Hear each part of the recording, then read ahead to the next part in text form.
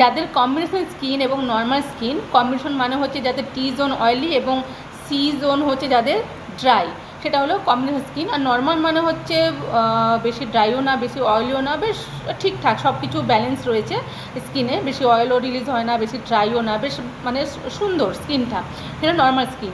তো combination skin এবং normal স্কিনে তোমরা সবসময় অয়েলি স্কিনের যে প্রোডাক্ট যায় সেই প্রোডাক্টগুলো ইউজ করতে পারো।